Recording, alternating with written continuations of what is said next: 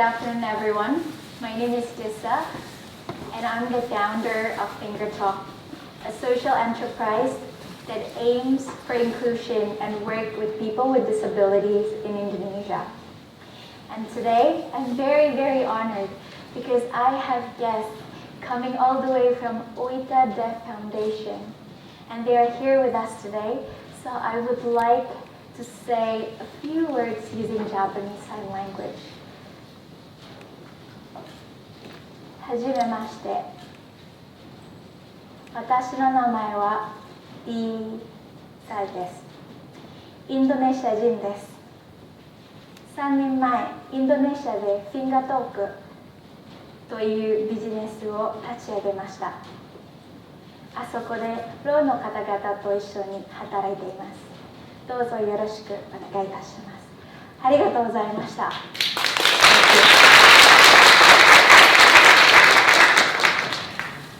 I always considered myself a learner, not only because I'm curious, but because I realized I know very little about a lot of things. So I'm very, very lucky to be able to travel the world and meet people from different backgrounds and learn from them. One thing that I learned is that everyone wants to make a difference, usually inspired by the values that they are raised with or values they picked up along the ways. Unfortunately, values only are not enough. There are other things you need to make a difference. And this is my story.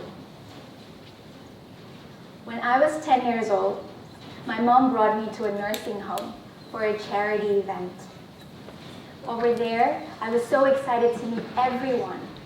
And there is this one grandpa.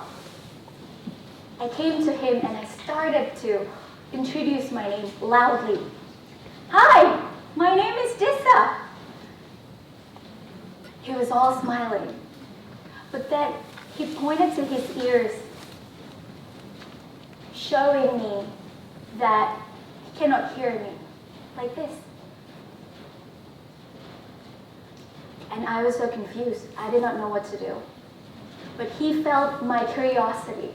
So instead, he took my hand and actually showed me how to sign my name using sign language. D-I-S-S-A.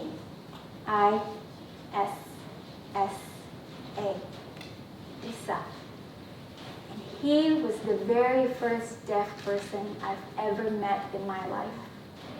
At that moment, I realized that one day, I decided I want to learn this language, the sign language, because if this language can help me to communicate with this grandpa, the 10-year-old kid inside me believed that this language can also help me to communicate with his friends, other deaf people.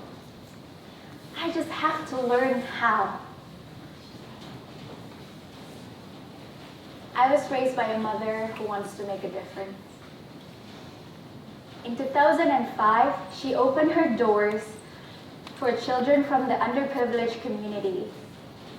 Children who works from very early morning until late afternoon under a hot, hot sun to look for things in scavenging piles and piles of rubbish to sell in the market. She opened her doors for these children to learn, but also to tell them that they are allowed to dream. 13 years later, she has a fully functioning school, teams of teachers, and also 500 children from the same neighborhood. But instead of scavenging piles of rubbish, these children are now aspiring to be doctors, lawyers, and entrepreneurs. My mom and her school taught me about perseverance, to keep going on your dream and never give up. And my dream is to travel the world and meet people from different culture. So in 2012, I traveled to India for a volunteering trip working with Dalit children, children from the lowest case. These children unfortunately do not have access to school and also healthcare. But the NGO people that I work with are some of the most fearless people I've known.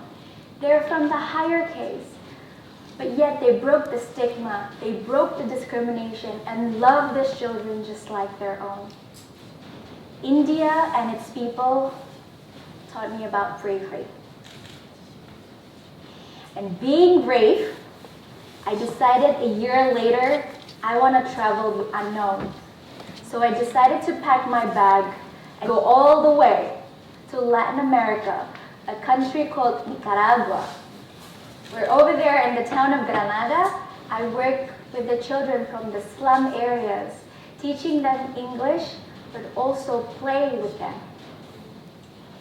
And despite being the only Indonesian in town, despite being the only hijabi woman in Granada, these children love me just like their own sister. Nicaragua and the children taught me about compassion. But Nicaragua also showed me the hard truth. Many of those children you've seen in the picture relied on donations. Donors like you and me helped them by providing money for them to go to school or to provide healthy meals.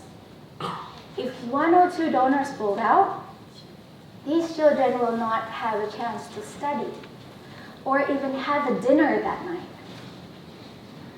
This is when I stumbled upon this very unique establishment, Café de las Sonrisas, or Cafe of Smiles. This cafe opened its doors to customers, but it provides employment opportunity and sustainable income for vulnerable group of the deaf in Nicaragua, the same town of Granada. So instead of a charity, this cafe is a sustainable business and it creates sustainable impact. And it blew my mind. It inspired me. I wanted to do this as well. I want to make an impact, and I don't want to do it just once, twice, but sustainably. And this cafe reminded me of the grandpa I met when I was 10. This cafe inspired me to not only learning sign language, but also to learn more about the community of deaf people, especially in Indonesia, in my country. And so I learned. Apparently, there are 11 million people with disabilities in Indonesia. 1/3 of them are deaf. Unfortunately, due to low awareness and also the inability of companies and businesses to speak or communicate using sign language, many of the deaf do not have access to jobs. That leads to a very, very high unemployment rate, 74%. That's really high. Think about that. And I started thinking, if I want to do something, this is where I have to act. But where do I start? I have to start from what I know how, from what the grandpa taught me how, learning sign language. And so I learned. But sign language is very, very diverse. There are more than 300 sign languages all around the world. In Indonesia, the deaf community communicates using Bahasa Isyarat Indonesia, or Bisindo, Indonesian Sign Language. In Singapore, where I work, the Singaporean deaf talk using Singaporean Sign Language, or SGSL. Here in Japan, though, there is Japanese Sign Language, or Nihongo no Shua. Things as simple as my name is signed differently across these 3 languages. In Indonesia, for example, they use 2 hands. So my name, just like the grandpa taught me, is signed D-I-S-S-A. Dissa. In Singapore, where I studied the language for the very first time, they use 1 hand. So my name is spelled D-I-S-S-A. Here, though, in Japan, you guys have hiragana, katakana, and kanji. And my name in katakana becomes De chittaitu sa. Dissa. 面白くない? Isn't that interesting? And places is also assigned based on the characteristic. Indonesia is like this. Indonesia. Because it's our flag that's waving from the west to the east. And Singapore is like this. Because this is the alphabet S making the sign of an island. And Japan is like this. Because it's the shape of the country. So my question to you, what is the sign of Beppu? What is it famous for? Onsen, right. And the sign for onsen is like this. Well, you can wiggle it for a bit. This is the pond and this is the stream of the water. And the sign for Beppu is Beppu. So if you want to say Beppu onsen, Beppu onsen, wiggle it. And that is very interesting for me. The same interest from learning sign language and meeting the deaf community actually gave me the courage to set up an initiative on my own. In 2015, I set up my own deaf cafe called Finger Talk. In Finger Talk, we work with the deaf, but we welcome everyone. We only work with the 4 deaf people at the beginning, but we've seen how the demand for employment is really high. So a year later, we opened another cafe with a car wash and also a workshop. And we provide training for deaf people outside of our cafe. But we are very lucky because we are located next to the capital city of Indonesia, where there are a lot of employment chances. There are deaf people in rural areas of Indonesia who didn't have a chance. So a year later, we decided to fly all the way to eastern part of Indonesia, to Sulawesi, to a town called Poso, where it was long stricken by conflict, but now it's growing to be one of the most vital city in the Sulawesi island. The young people there are very, very hungry to learn. So we work with the deaf and the underprivileged hearing youth, creating the first ever inclusive community hub in the eastern part of Indonesia. Inspired by Poso, we went to another rural areas of Indonesia, in Kebumen, Central Java. Over there, not only with the deaf, we work with young people with other disabilities, like the visually impaired, as well as people using wheelchair. And our impact here has reached out to more than 80 people with disabilities in the community. And Finger Talk, what started as a small cafe, has now grown into a series of enterprises all over Indonesia. And we've seen how our impact has reached up to 1,000 people. Not only the deaf, but also the hearing youth, as well as people with disability, and children and women from rural areas. And on top of that, we're now working with our crew to work with 600 school children in Indonesia, creating a product for them to spread a message of inclusion and also keeping our environment. Because we believe that awareness has to start early. And we will not stop here. We will not with this just impact. We want more.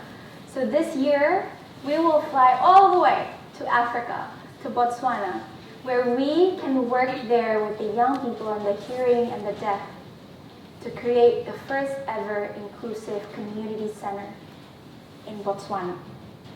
Even now, during my PhD here in our beloved university, I'm learning about disability issues so that I can learn more, because I realize the more I know, the more I can contribute for my team and create a bigger impact. And our goal is to create 10,000 jobs in the next 10 years for young people with disabilities in Indonesia and all around the world. And clearly, those goals are inspired by these values I picked up along the way. These values have inspired me to stand here and share with you my stories. But are these values only enough to make the difference happen?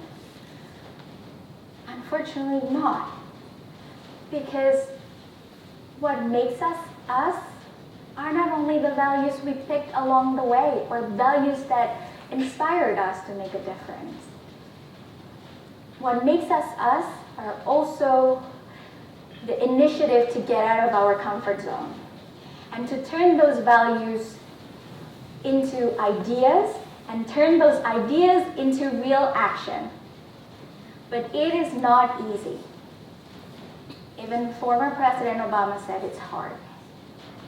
When I met him in 2016, he said the challenge for us young people is dreaming is not only enough.